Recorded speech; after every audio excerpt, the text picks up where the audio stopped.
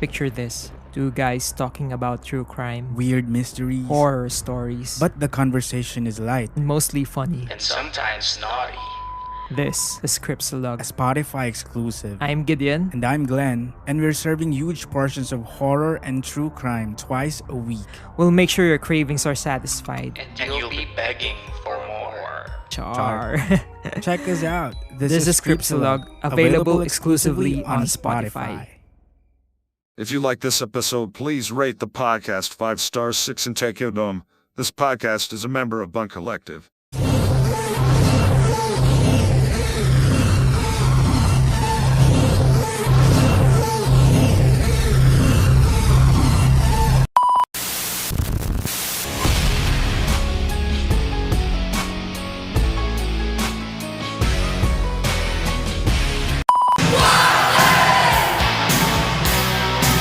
You make my heart sing.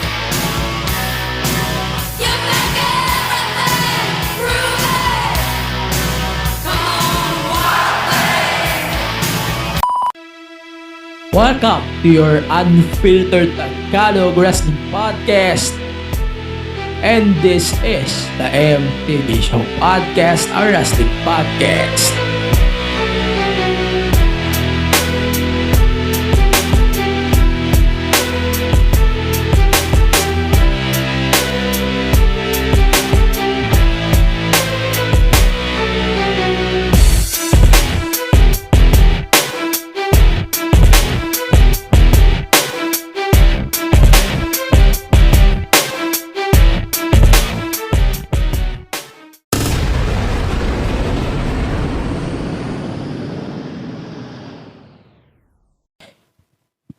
It's Friday. You know what that means. Welcome to your unfiltered Tagalog Wrestling Podcast. This is the MTV Show Podcast, a wrestling podcast. Wow. Andito na pala tayo sa one of the final episodes of the year. Like, holy shit. Ayan, so we are just starting the month in a good way December 2 with our official announcements for the Bash Awards 2022. Ayan, mangyayari na siya next week. Okay, ang bilis ang panahon. Ang bilis. So, third Friday of the month, it's gonna be the Bash Awards. Don't worry, I'm going to drop pa din naman yung review from ROH Final Battle and yung NXT Deadline as a special episode. Naghahanap pa ako ng guest eh. Gusto ko may guest ako dito eh. So, yeah. I'm looking for some guests for next week's special. Special naman, tangin na. Ba't ako nauutal? Okay, for today's podcast, we're going to do predictions for NXT Deadline Final Battle, of course. Or yung tinatawag kong ROH Repeat Battle. Ay, tanga. My bad. Nakapindot na naman ako ng maling buton. So, sasabi ko, 3 beses pa lang ako sumabit sa mga buton ko. Sumablay pa ako. Okay. Okay, regardless. Let's get serious now. So, the Bash Awards will take place next week here on the podcast. Same time, same podcast format. I don't know kung maglalagay pa ako ng exclusive Spotify version. Pero siguro hindi na. Makalat masyado. Tsaka wala pa naman yung gusto kong maging theme song of the year. So, most likely din na siya aabot dito sa ating Bash Awards. Kasi, fuck you, WWE. Ayun naman. So, regardless on that, next week on the podcast, it's gonna be the Bash Awards 2022. The 3rd annual. Yeah. Then, of course, on the podcast, next Tuesday, probably, we're going to do the NXT Deadline and ROH Final Battle review as an audio only or as exclusive episode. Lagi ko nang sabi audio only. Hindi naman ako nag-video. Pero so, ito, lagi ko na siya sabi yun. Putang ina. So, ayun, regardless, today is gonna be a predictions day on the podcast. First, let's talk about, ayun, update na naman tayo. Disney Plus. Yeah, we got another update from Disney Plus. And another question. So, ito nga. Si Disney Plus Hotstar sa Indonesia, they are preparing or they're gunning for a rebranding. So, it means they're going to follow suit our Disney Plus. So, aalisin nila yung Hotstar na branding on it. Then, on the next update, ilalagay na sa Disney Plus Malaysia and Indonesia yung Star programming. And then, ilalagay na rin doon yung library ng Hotstar. Sa India kasi, I don't think India is not going to remove the Hotstar branding. Hindi nila tatanggalin yun. Kasi, doon nag-umpisa yung Hotstar sa India. So, I don't think India is going to drop that. Malaysia and Indonesia, they're gunning na. They're possibly dropping this. So, bakit ko minimension yung Disney Plus here on the top of the hour? Kasi, they're the home of WWE in Indonesia. Not Malaysia. Kasi, Malaysia, everybody knows WWE in Malaysia is on Astro.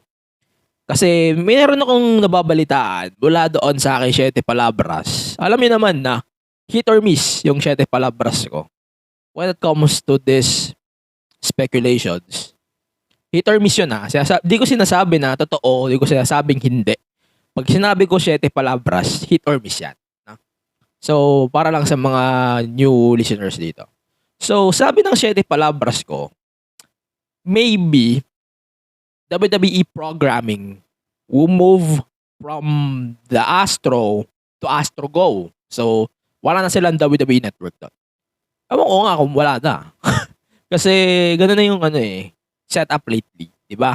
They are moving the content on a local platform just like what we got. Disney Plus Hotstar, Indonesia, Sony Live, at yung sa Fox sa Australia, and the other countries will soon. Ayan naman. So, it's gonna be a big speculation for the next few months. Kasi hindi naman to madali. No? So, kumbaga, mag-speculate pa tayo on what's going to happen next. Eto, kaya ko binanggit ito on the top of the hour. Wala kasing NXT deadline sa Malaysia, Indonesia, at dito sa Disney Plus natin. So, napapatanong ako bigla, bakit nyo po i-drop yung Disney Plus, yung WWE Network, and we're going to adapt the Disney Plus now. I wonder lang, bakit walang Disney Plus programming walang Disney Plus, walang WWE NXT programming doon sa Disney Plus. No? Napapatanong ako bigla kasi at the end of the day, it's a WWE programming.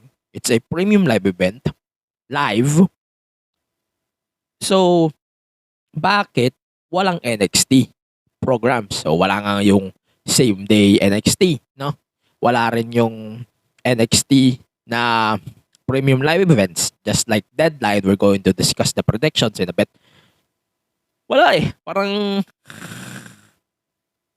parang sinasabi nila na, sulitin nyo muna yung WWE Network nyo. Kasi December pa naman.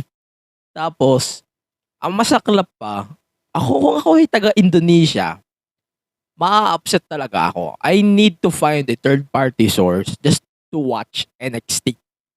Wala naman kasi, hindi naman nila in-air sa Astro yung NXT unless you have the Astro channel with the WWE Network. O sa Indonesia, they don't air premium live events in Indonesia doon sa Disney Plus Hotstar. They don't air. Pero, wala na silang WWE Network. So, saan sila nanonood ngayon ng NXT?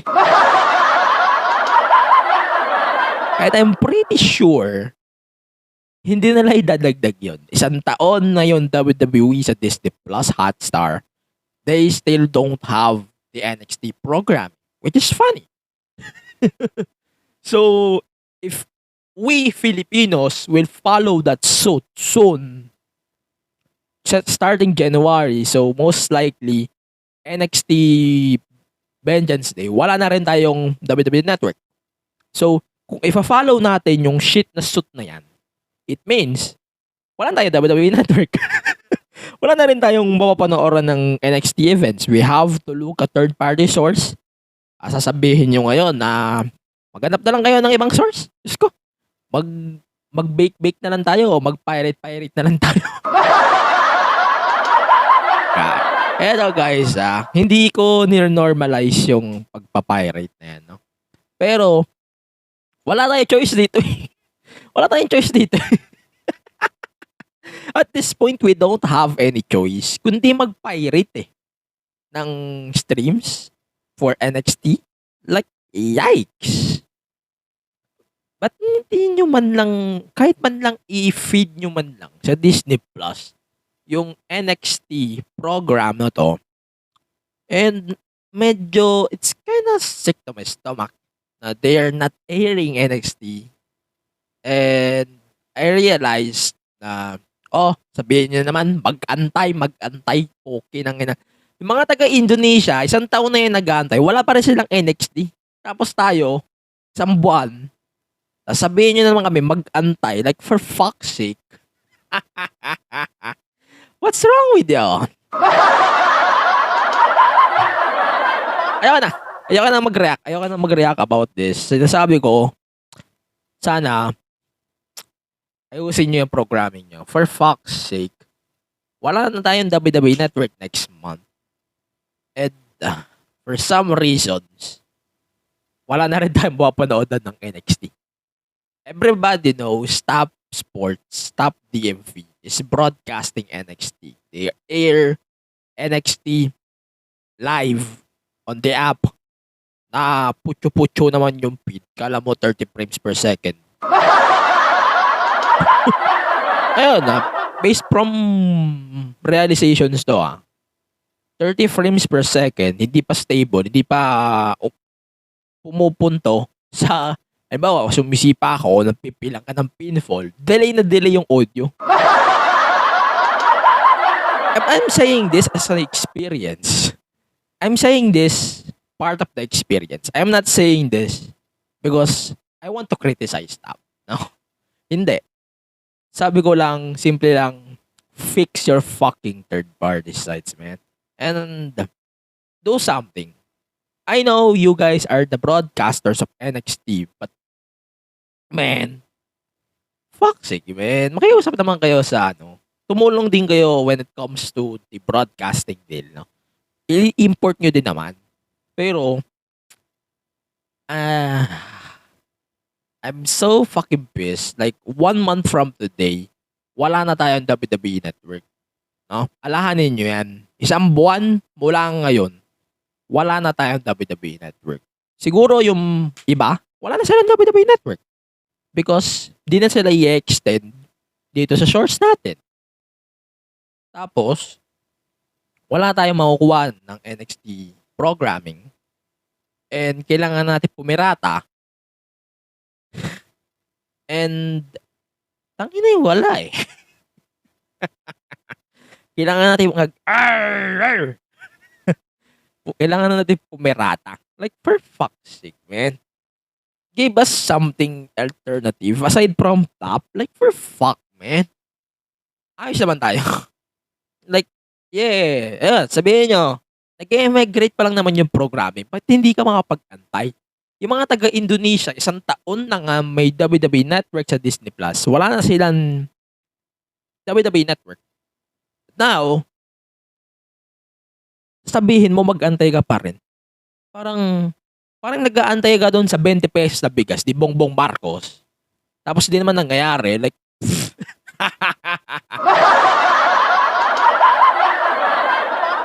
wala The things y'all need to consider is kung paano magsa-sacrifice yung Yes, maganda tong deal na to for people who wants WWE and Disney Plus together. However, there are some compromises na kailangan natin i-fix at sana ma-fix. So, yun lang muna sa akin. Ayoko munang umabot pa sa mataas kasi baka magkamali na yung hula ng 7 palabras ko. Okay? So, we're going to talk about some stuff NXT before we go to our first commercial. Kasi pag-usapan natin the next half, yung Raw, SmackDown, and Dynamite. Let's start with NXT. So, we got the qualifying matches for the final match, final slot for the Iron Survivors Challenge matches that will take place Sunday at NXT Deadline. So, Axiom won the first one, defeating Von Wagner and Andre Chase. For me, it makes sense lang, okay? Regardless on who won, parang ang weird sa akin na lahat nandito, heels. Pati sa women's, I'm saying this, pati yung women's, alam nyo, wala rin babae, wala rin heels, ay walang faces. Like, parang parang random ng pagpipik nung like hindi nyo man lang mahati na faces versus heels. Like, wala parang, check this out. Heel pa rin si Carmelo Hayes, heel pa din si McDonough, si Waller, asshole, automatic heel. Si Joe Gacy, definitely he's a heel. And si Axel, babyface. Women's side. Si Zoe Stark, di ko na na-update yung rating grade ko towards to her, but still mid. Okay? She's a heel. Tapos, si Cora Jade, babyface. She's a heel too. But yeah, she's growing on me now. Si Roxanne Perez, babyface. Kiana James, she's a heel. Then, si Indy Hartwell, she's leaning towards Hindi pa natin alam kung she's a heel or siya ba ay babyface pa din. No? Or they're just building up her for the match at NXT Deadline. Parang underdog na ito Ewan ko what's wrong with the logic here. Pag-usapan natin yung mga nakapasok. So, the men's side, Axiom defeated Von Wagner and Andre Chase for the men's Iron Survivors Challenge wildcard. The women's, Indy Hartwell defeated Fallon Henley and Wendy Chu for the wildcard. Hindi ko na pag-uusapan kung anong nangyari, but I love the women's. I love the men's too. Then, yun lang. So then, New Day interrupted the Pretty Deadly doon sa kanilang Christmas shit promo on NXT. And they challenged Pretty Deadly for the titles at Deadline this Sunday. We're going to discuss the Preds in a bit. Alam mo, ito, wala man sa problema ito Huwag kayong masyado dito. It's a one-time off. Wag niyong problemahin yung New Day na nag-appear sila dito. New Day are needle breakers at this point. Wala na silang kailangang patunayan. Kumbaga, wala pa silang ma-feud.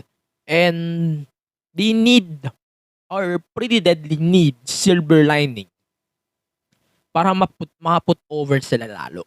And New Day is doing that job. Kaya, I don't have any problems on that. Like, yan na naman. Patatalo na naman ng Pretty Deadly sa New Day.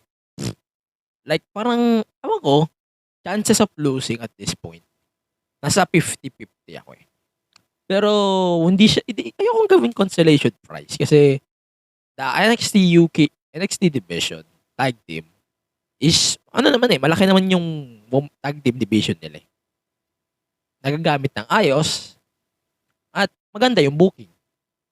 Pero, hindi ko mag-gets. Ito other side of the coin na ito. Hindi ko mag-gets kung bakit they need to book New Day for this. I know the tag team division is well dominated by Pretty Deadly. But, it's kinda pisses me off. Just like the MJF thing. But yeah, we're going to discuss more on that later. Yeah. So I love it. I'm okay with that. Overall naman sinasabi ko. Pero yung booking medyo hindi ako okay. So, then, we got Braun Breaker and Apollo Cruz in a fishing segment. Ayan, so parang nag-asaran sila doon, highlight of the segment. Nag-asaran lang sila doon, basically. Then, ayun, parang wala lang. It's a face versus face shit na I'm going to beat you Sunday. Walang trastukan halos. Parang it's basically a promo na it's a baby face to baby face thing. Sana lang mag-turn si Apollo after nito. No? Ewan ko, I wish Apollo will turn on him. Then another match soon. Everything is possible at this point. Then, yun. Parang it looks more interesting rather than okay. That's interesting. Wala eh.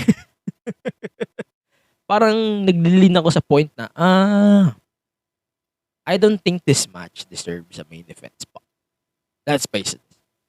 This match definitely doesn't deserve the main event spot at NXT deadline. Agree or not? Wala eh. I don't see the sense of this match main eventing, or I don't see the hype towards this match. Mas excited lang talaga ako towards the Iron Survivor Challenge this Sunday din on deadline. Then, ayun na nga. So, predictions, second half of the podcast. Ang dami ko sinabi kanina, so pasensya na. Hindi ko na nasama sa first half yung main roster talks. Okay. Pag-usapan nga natin muna, bago tayo mag-go, yung kay The Rock. No? So, may bali-balita that walang hindi ko babanggitin yung source.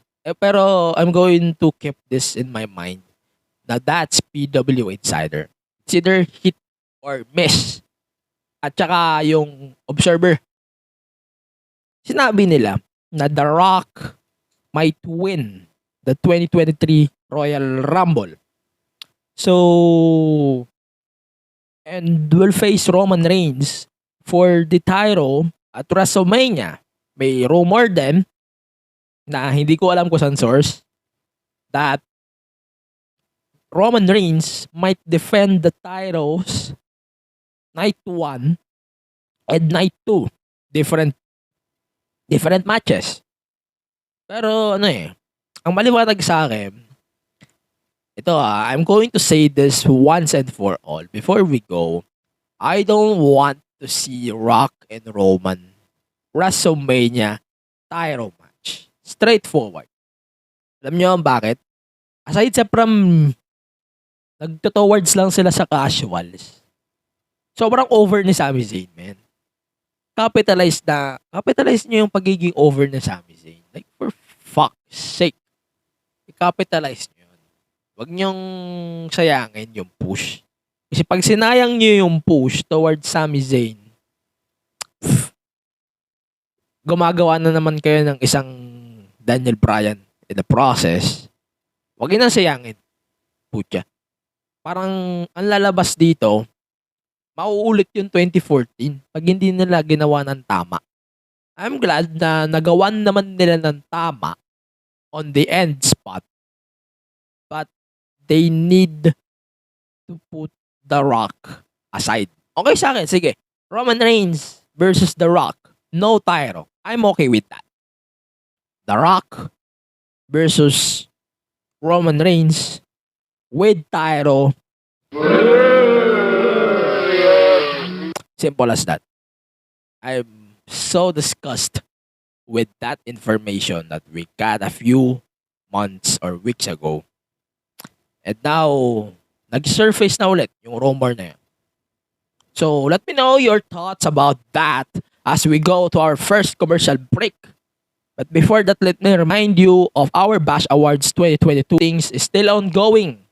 Visit our link, tinyurl.com/thebashawards2022. Again, that's tinyurl.com/thebashawards2022. You can vote for our episode of the year. You can vote for the wrestler of the year. You can vote for our moment of the year, return of the year, match of the year, and many, many more on our Bash Awards 2022. Ayun, so Bash Awards 2022 will take place next week right here on the MPA Show podcast. We go to our first commercial break. Let's check our bunkmates here on Bunk Collective. Hey everyone, this is Mo Twister, and you're listening to the Kingdom Podcast with the voice DJ Yuki. That was the OG, Mo Twister, promoting this podcast. If you like Korean pop culture, or know someone who does, then get into it, and visit our Facebook, Twitter and Instagram pages at the Kingdom Pod PH. We're proud to tell you that this is one of the premier shows to go to for your weekly dose of K-pop. So drop everything and listen to the Kingdom Podcast. Available in all your podcast streaming platforms. Join us! Get in, loser. We're going shopping. I can't. I'm sick. Weh, yung tataa. Boo, you whore. Lockdown pa rin. Huh? 2021 na. So, anong gagawin natin? Di, magstay na lang sa house at makinig sa Astrology, the podcast. With new episodes every Tuesday on Spotify, Apple Podcasts, and Google Podcasts. Okay, welcome back to the podcast. Ayan. Remind ulit natin ang ating mga listeners about the Bash Awards 2022. The Bash Awards will take place next week here on the podcast, and voting is still available until December 13, 2022. Visit our website, tinyurl.com/the Bash Awards 2022. Again, that's tinyurl.com/the Bash Awards 2022. You can vote for our wrestler of the year. You can vote for our company of the year. You can vote for our episode of the year. Like, for fuck's sake, please vote for an episode of the year here on the podcast. Kitang-kita kasi na pag hindi nyo ginalaw yon, parang hindi kayo nakikinig sa podcast ko. It sounds disrespectful. Come on. Vote for it. Ayun. And again, that's tinyurl.com/the Bash Awards 2022. I said wrong ads here, like, for fuck's sake. Okay, let's continue now with our main roster thoughts. So, first thing, we got the World Cup 2022. Ito na nga yung sinasabi ko na dito lang talaga mananalo yung US sa World Cup. So, the finals of the World Cup is United States versus Mexico, na hinding-hindi mangyayari sa totoong World Cup. Ayun, sa mga nanonood ng World Cup, ako hindi kasi. Round of 8 na lang ito eh. As far as I know, round of 8. Habang nire-record ko yung episodes, may matches mamaya.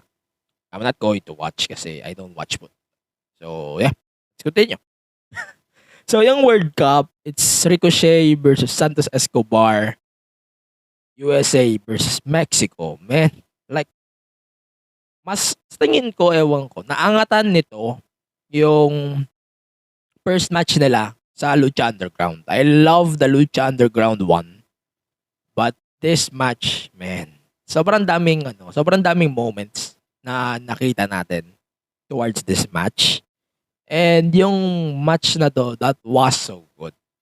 I cannot explain words here na that was amazing. Like, that was so good.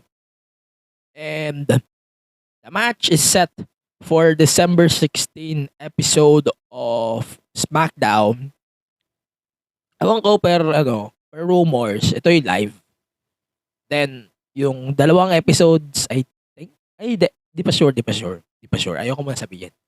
Kasi NXT, magtitape sila ng episode. So, 2-week break yun. The January 3, babalik na sila on air. Live. Okay. So, let's continue. Tao dito.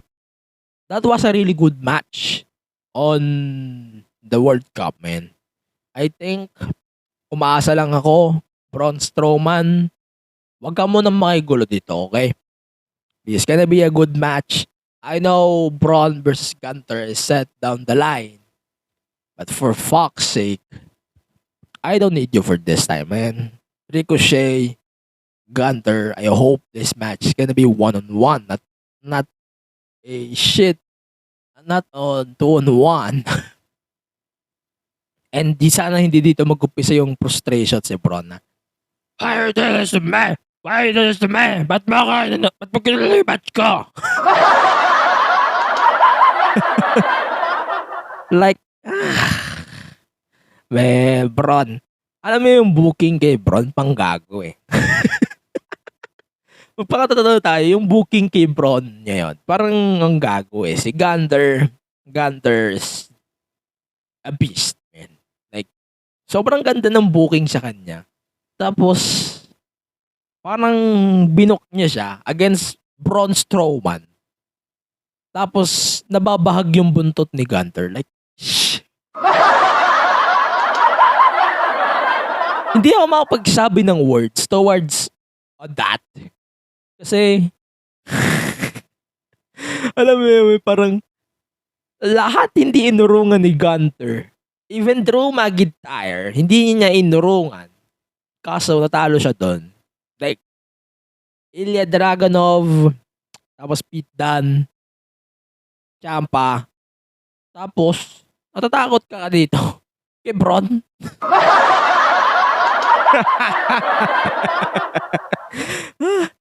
Ayoko ng booking na to, man. They deserve better than this. Okay. So, continue natin yung World Cup. Okay. So, Tika Knox is back. Alam nyo, hindi magandang sign yung return na to. Kasi, wala man lang ganong pop. Ewan ko, parang it's too much to me. Na, come on. We don't need to see returns. Back and forth. Okay na yung paisa-isa. Pero yung ganito karami, yung ganito sunod-sunod, every week pa nga, eh, hindi na maganda yun. Diba? Hindi na magandang sign yun na magiging dark. Eventually, magiging dark type of shit din yung mangyayari sa SmackDown. And everyone doesn't like to see that happen. And, parang nawawalan na ako ng booking trust kay Triple H because of that. I'm not going to say na, ginagawa lang naman nila to kasi wala naman silang pakialam sa Like, bahala na si Batman. Pero, ang ayoko, yung magkaletse-letse na naman yung roster nila. I'm glad na Tika Knox is back. Sana di na siya ma-injure ulit. And she's on the direction now. You know, the history between Damage Control and Tika Knox. If you're watching wrestling, you know the history between that. So, I'm okay with that. I'm okay with the booking, execution. However, I wish na maganda rin yung execution nito. Okay? So, let's continue with some matches that I really, really love. First, the Usos versus Riddle and Kevin Owens. Nasanay na ako sa Riddle, pero it's Matt Riddle, if Parasite. So, ayun, that was a really good opener for this week's Raw. Originally, dapat ito si Elias, but Elias got pushed during 3 hours of Raw. So, yeah, they're letting him off. You know, mangyayari rin yun eventually, pero they're still looking for spots. And to be honest, I don't want to see Elias and Riddle together. Di sila bagay. Yeah. So, announced then on this week's Raw that we're going to get 2 triple threat matches with the winner will face each other next week. And the winner of that will face Bianca Belair for a title match soon. Ayun, so we got Asuka versus Rhea Ripley versus Bayley, and Bayley defeated both of them. And then on the right bracket, there's Alexa Bliss, Becky Lynch, and Nikki Cross. And Alexa Bliss won that match. That promo, Alexa Bliss promo, nagpapakita na ulit yung mga history kay Bray, yung mga signs towards Bray Wyatt. And we don't know yet kung sama ba si Alexa and Bray ulit. Pero may signs na ulit eh. May napapakita na ulit na signs. We're getting that one really, really soon. Maybe once she defeated Bailey. To be honest, I don't want to see another Bailey Bianca. To be honest. Kasi wala na. Talo na si Bailey. And I don't want to see that match again soon. I'm saying this as a fan. Not a critic. Ganyan. I'm tired of that match. Give the roster something new. Give us something new. And I think Bianca Belair versus Alexa Bliss would be an interesting feud. Kahit mabilisan lang. No? That will be a really good match. We know that Bianca still wins. But still, we need a new match-up na magiging patok sa atin towards the Alexa Bliss formation. Diba? Ayun. Tuloy natin. So, we got some matches pa that I really love. Theory versus Mustafa Ali for the US title. And then we got a match between Seth Rollins versus Lashley. Next week yun with the winner will face Austin Theory for the US title. Wala pang announcement kung saan. But yeah, we're getting number 1 contenders match back and forth kasi wala namang pay-per-view eh. Wala namang premium live event on December. So, yeah. We're getting that one. So we got the Poker Invitational. But I wish lang na sa 30th anniversary of Raw next year, ibalik nila to. But this time, I need to see Rod Simmons here in the segment. Same segment. I really want to see him doing the poker ulit. With JBL, Baron Corbin. Like, that's gonna be a really good segment for sure. Then, it's gonna be good. Man. I really want to see that segment happen soon. And I wish we're getting that one. Maraming mangyayari next month. Abangan nyo lang yan. So, let's continue with the main event. Like what I mentioned, the main event was a 6-way, a 3-way. Okay, mentioned that earlier. That was a really good match. Alexa, Becky, and Nikki Cross. But thanks to Damage Control, they screwed Becky Lynch and they allowed Alexa Bliss to win and pinning Nikki Cross in the ring. So, yeah, that was a really good match. It makes sense towards the story of Becky and Damage Control. It makes sense to me na nilalayo nila si Becky towards the title picture. And it's fine for me. It's fine.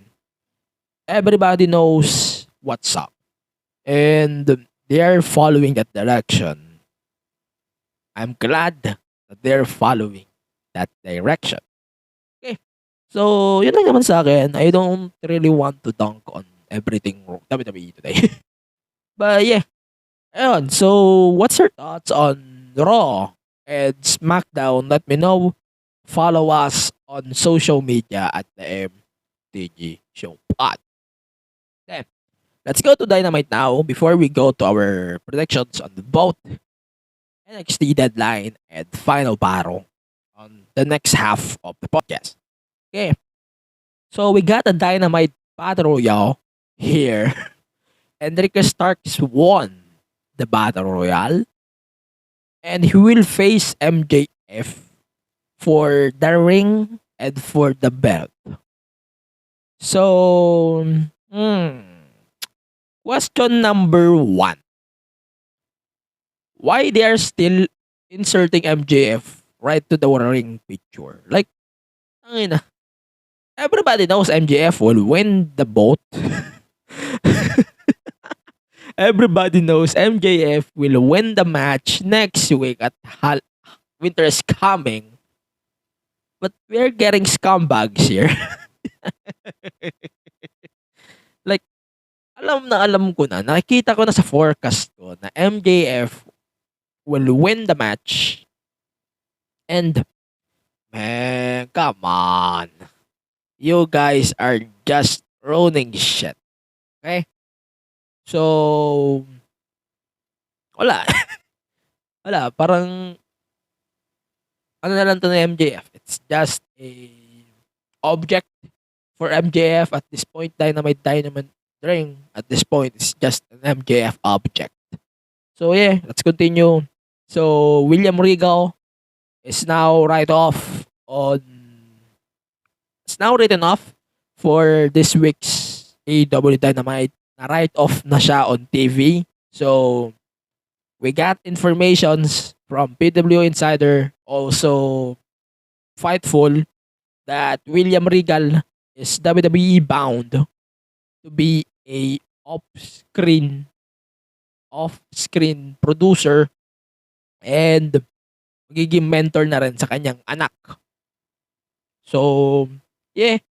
Pero may condition ito. So, syempre, may condition dito eh. So, Tony Khan, pumayag siya kasi he is considering his son.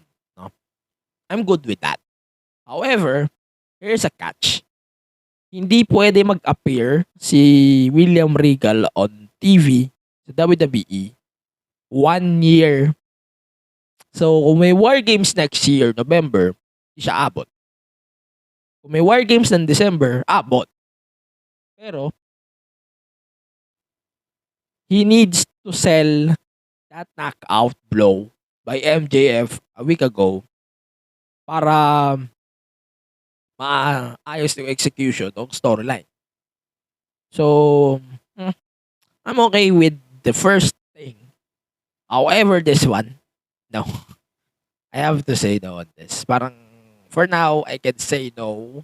Kasi, wala eh. Parang nawalan na ng silbi yung heel turn ni Regal. Nawalan din ng silbi yung pag-trade ni MJF. Parang, everything is thrown fast. Like, parang nagmamadali ba kayo? Parang minamadali nyo ba yung right of kay Regal, man? Like, everything goes mild. Okay? So, from the top, everybody knows MJF wins. Then now, pumunta ulit tayo sa pataas because of that William Regal thing. And now, everything going down. That's what Tony Khan is doing right now. And that's a Booker of the Year worthy moment. Like, di ko masabi in words. Like, for fuck's sake, come on. Tony Khan, you deserve. You have one of the few best guys and wrestlers in the company. But, hindi mo man na magamit ng tama. Regardless, we're continuing the report.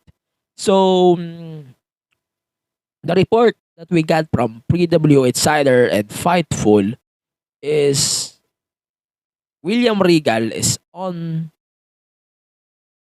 road to WWE and he's gunning for a backstage role. Ulitin ko backstage off-screen role. It means hindi siya magpapakita sa TV at least 1 year. I wish lang din na there's a new general manager in NXT aside from William Regal at this time. No? Pero wala eh. Ayun, so in this week's Dynamite, they route William Regal off TV. Then, parang Blues Clues yung nangyari. I miss Blues Clues. So, yeah. They wrote him off. He mentioned that he will always be a Blackpool Combat Club until he dies or the company falls. And yun. Yun lang. Parang, yeah, yun lang. So, and then, I have notes here. I really love the Samoa Joe versus Darby Allin match from this week's Dynamite. That was a really good match as well. Then, we got a question here. why we are still running BCC versus JAS. Eto, alam ko, itatanong ko na naman to next year. Kasi, mamaya, pag-usapan natin the predictions. Kasi, Claudio Castagnoli's role is on the line, and if he lost the match, he has to join the JAS. Alam mo, lumalabo na sa akin yung story eh. Parang mag-join talaga siya sa JAS eventually. Pero on the way they book this, they're booking this. Wala na, sawa na yung tao sa feud na to. They're trying to pull plot twists and shit. But they're failing miserably. Like Tony Khan, man.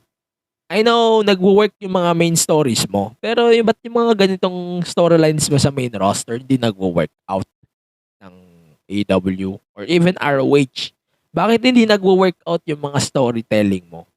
It's because Tony Khan is just fanboying at this point, or Tony Khan is just acting like a pro wrestler. Ay, sorry. Or Tony Khan at this point is just acting like this is WWE 2K22 and we can book my career. Parang may career na lang yung ginagawa niya eh. Like, Tony, may utak ka naman. Do something about this shit. Come on.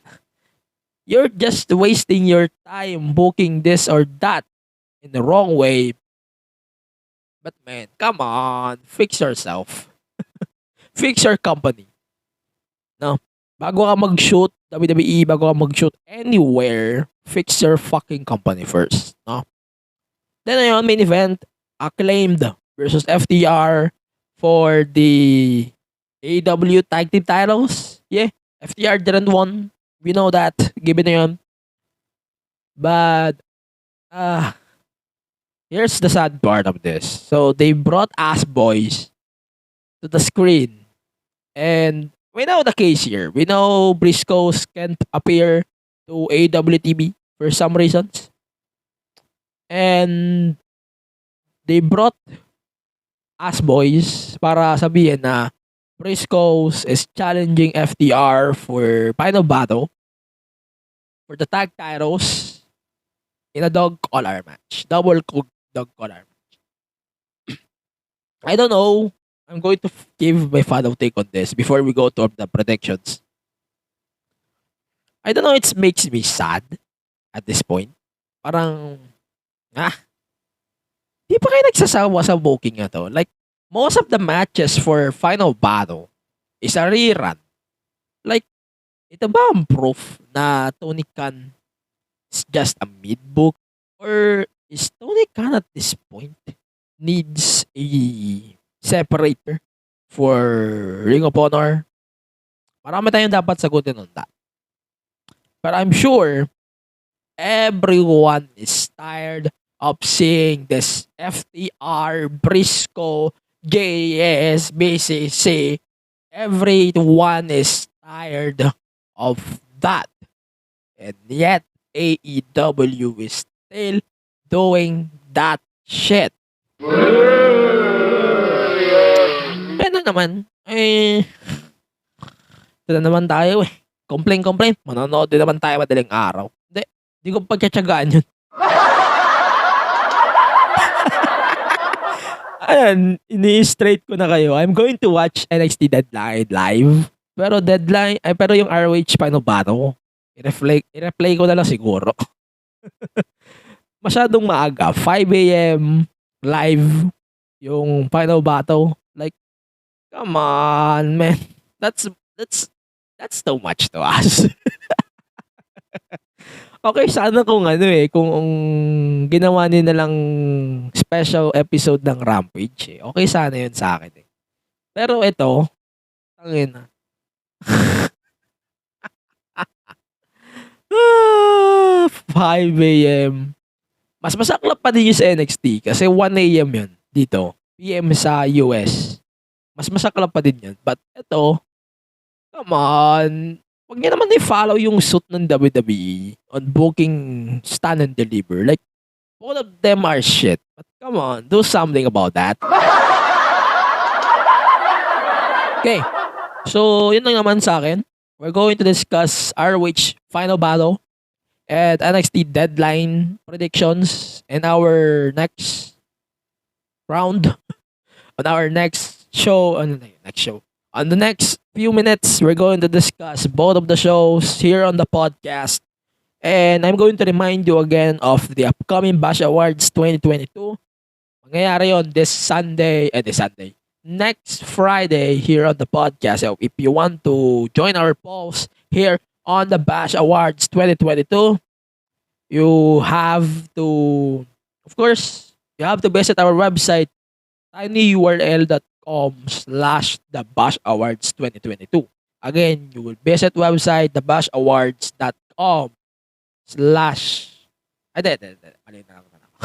So tinyurl.com/the Bash Awards 2022. Again, that's the Bash. tinyurl.com/the Bash Awards 2022. Okay, yun lang sa akin. We're going to take another commercial break. Let's check our bunkmates here on Bunk Collective.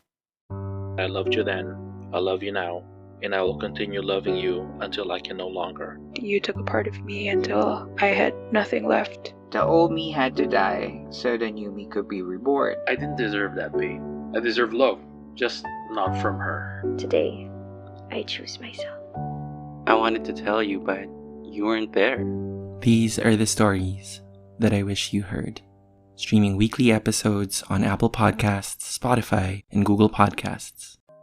Bakit mabaho ang utot? Lulubog na ba ang Pilipinas? Mahihain ba ang makaya? Bakit bumabagyo sa Pinas? Mga katanungang bumabagabag sa kaisipan ni Juan. Halika, bigyan natin ng mga siyentipikong kasagutan. Ito ang inyong gurong lakan mula sa Bulacan, Sir Red. At ito ang Hainain na Tagham, the Podcast Year 2. Pakinggan sa lahat ng major podcast streaming platforms. Tara, matuto, magsaliksik, magkaroon ng dagdag na kaalaman. Haynayan, magpakailanman. Okay, welcome to the podcast. This is our third half of the podcast already. So, we're going to discuss the predictions for the upcoming NXT Deadline and ROH Final Battle. The time slots of this is ROH Final Battle. It's 4 a.m. for the 0 hour, 5 a.m. Philippine time for the main card of Final Battle. Magkatagal yon 3 to 4 hours. So most likely 9 a.m. mag-uumpisa yung main card ng NXT Deadline. Ayun, mga 3 hours din yon. So yeah, that's our details. Wala sa Disney Plus. Remember that. Walang broadcast sa Disney Plus Philippines and even in Indonesia.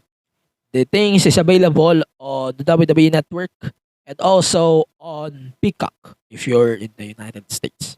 Okay, so it's time for the predictions. First, we got the Pretty Deadly versus the New Day for the NXT Tag Team titles.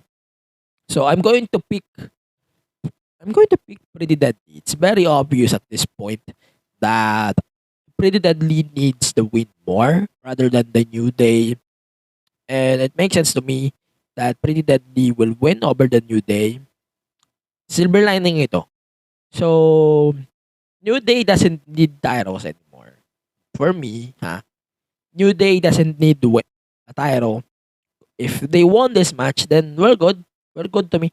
It means they're still relying on the New Day hype on WWE.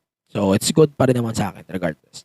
Then, we got Isla Dawn versus Alba Fire. Of course, it's a first premium live event ni Isla Dawn. So, I'm expecting Isla Dawn to win. And Alba Fire, eventually, pupunta na siya sa main roster anytime soon. Probably Royal Rumble next month. Yeah. So, yeah. We get the Iron Survivor Challenge. I'm not going to discuss how this thing works since na-explain natin a few weeks ago. Where's my notes on that? Wait lang. So yung notes ko about it. Scratch that. Hindi ko nakita. So, ayun, Survivor Challenge again. Ito yun. I got my notes now. So, it's 25 minutes time limit. Then, mag-i-start yun with two superstars or women in the ring. Every 5 minutes, there will be new participant in the match. Then, magre-repeat yung process until all of the superstars is in the ring. Yung limit nito is 25 minutes. So, pag naubos yung 25 minutes, tapos na yung match. And then, the eliminations will occur or the falls will occur by pinfall, submission, or disqualification or countouts. Hindi ko sure kung ano yung tama. Then, ayun. So, yung mga mapipin on the match within the time limit will be placed in a shark cage or penalty box for 90 minutes, 90 seconds. Then, the objective of the match is to get most falls within the 25-minute time limit. Once the 25-minute elapsed, the match will end and the winners will be determined by that moment. So, kung sino yung pinakamaraming pinfall submission on that time limit, they will be declared the winner and will become the number one contender. If for men, Braun Breaker or Apollo Crews. For the women, Mandy Rose for the women's championship. Let's start with the men. Carmelo Hayes versus JD McDonough versus Grayson Waller versus Joe Gacy versus Axiom. Okay, let's do mathematics here. I don't think McDonough will win. Waller, I don't think so too.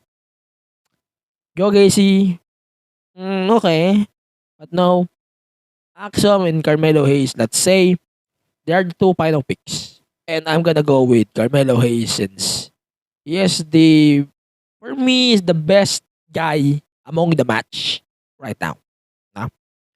And pantapat din kay Braun since Braun Breaker is a baby face and definitely the match that they're setting up lacks a heel. So, a perfect heel like Carmelo Hayes would suit everything from the match. Women's side.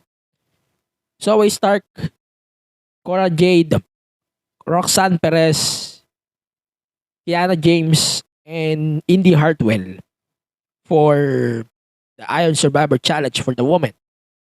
So, I don't think Stark will win. I don't think Cora will win too. Kiana, no. Indy, palabas na siya naman ng NXT. So, I have to say no. The safe choice here, Roxanne Perez. She needs the win here. And yung last match for the NXT Championship, it's Braun Breaker versus Apollo Crews. Again, I love the feud for the NXT Championship, but I don't see the excitement. I wish the men's Iron Survivor Challenge will close the show on Sunday. Yeah, I'm hoping for Braun. Wala. I have no choice. I am going to root Braun. Final battle. First match, let's talk about Dalton Castle and the boys versus the Embassy for the ROH World 6-Man Tag Titles. Okay, I don't see the titles anywhere. Hindi siya mag-change. So I think the boys and Castle might retain the belts. Ayan, so yun lang sa akin. I think they need to retain. No. Then we got Swerve in Our Glory versus Shane Taylor and JD Griffey. I'm not sure if I mentioned that name correctly. Of Shane Taylor Productions. Okay. I don't see Swerve in Our Glory coexist again. But, okay. We're getting this one again. I hope it nila mabawi. But I'm going to root on Shane Taylor Productions. Let's see what the next few days. Then, Wheeler Yuta versus Garcia for the ROH Pure title. Uh-huh. Not the Garcia. Ayun, so I don't think Yuta will win the title back. So I'm going to root on Garcia here. So yeah. Yun lang sa akin. Wala akong sa maganda. Kasi sawa na rin ako sa JS versus BCC. Yan. We got Samoa Joe versus Juice Robinson for the ROH Television Championship. Title's not going anywhere. So, let's face it, Samoa Joe will win. Then, Mercedes Martinez versus Athena. So, nakikita natin yung change of character ni Athena on the past episodes of Dynamite and Rampage. So, yeah. It's time na din, siguro, for a new champion. And Athena needs the title. So, I'm gonna go with Athena here. Then, Chris Jericho versus Claudio Castagnoli. If Claudio loses, he must join JAS, Jericho Appreciation Society, for the ROH World Championship. I don't see Jericho going anywhere. I know, ang alam ko may tour siya sa Pasig. Pero, I'm gonna go with Claudio here, man. If they put Jericho on the reason why they need the title, ba't nilagay nila kay Jericho? They need boss. No? And Jericho is not working. Let's face it. Pero yeah, para matapos na yung kwento, let's predict Jericho here. Everyone will agree on Jericho. Jericho will win the match eventually. wala tayong choice. So then, ito yung advertised main event. So FTR will defend the ROH World Tag Team titles versus Briscoes in a dog collar match. I wish na the Ass Boys na lang yung lumaban dito. But yeah, here we are. I don't think Briscoes will win. So I'm gonna go with FTR over here. So andun pa din yung endgame na FTR will win the AEW tag titles. Andun pa din yung endgame eh. Pero they are just brewing everything. Right timing. So they're just waiting for a perfect time, perfect place for this match to happen. So yeah, ayun lang naman sa akin for my predictions for Final Battle and NXT Deadline. If you want to watch those events, good luck kasi 4 a.m. yan Manila time until 11:12-ish in the noon of Sunday, this Sunday. So yun lang naman sa akin. If you want to let me know your predictions for NXT and ROH events, let me know on your podcast platforms and on our podcast platforms at the MTG Show Pod. So, as we get the fuck out of here, let's reveal our picks of the week. For the women, we have Becky Lynch, the men, MJF, and of course, our match of the week, I really love the Daxar Wood versus Bryan Danielson for, wala palang stakes yan. I really love the match from last week's Dynamite. So, yun lang naman sa akin. We need to wind down here. Follow the podcast on all of the social media platforms, Facebook, Twitter, Instagram, Twitch, TikTok, and on YouTube at the MTG Show Pod. Don't forget to subscribe on our YouTube channel. That's youtube.com/the MTG Show Pod. Don't forget me at yun sa unahan na. Then, you can now donate and support the podcast on ganknow.com/the MTG Show Pod. As low as $1 a month, you can access to our subscriber-only content on the platform. Plus, you can join our discussions and more to come really, really soon. For more podcasts, visit thebunkph.com. You can support us on the podcast, Facebook, Twitter, Instagram, TikTok, and other platforms at the Bunk PH. So you can join our discussion on Discord as well. And for our wrestling discussions, and of course for the rest of the bunkmates here on the Bunk Collective, the GG/Bunk Collective. Well, the voting is still continue for our Bash Awards votings. I hope y'all are voting for the Bash Awards. Again, the link is tinyurl.com/the Bash Awards 2022. And the voting is still open until December 13, 2022. And ayun, please follow us. Please listen to the podcast. I want to thank all of the listeners of the podcast on all of the podcast platforms. Spotify, Apple Podcasts, Google Podcasts, and the rest of the podcast platforms and on the podcast app.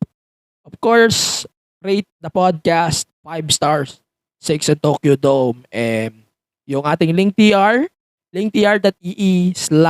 MTG Show Podcast. Lahat ng related sa podcast andon sa ating linktr. And please follow me on social media at AG Pinera on Twitter and Instagram. Please support our local scene as well. MWF Noche Buena will happen this Sunday with the main event. Jake De Leon will defend the MWF Championship against Fabi Makisig in a Manila Rules match. And ayun, if you want to watch all the programming of MWF, you can watch it manilawrestling.com, or you can subscribe to gangnow.com/Manila Wrestling Fed. Yun lang naman sa atin here on the podcast in cooperation with Bunk Collective. Again, this time the show podcast in cooperation with Bunk Collective. Yeah. See you on the next one. Stay safe, stay wrestle. We're good. We're out. Bye-bye.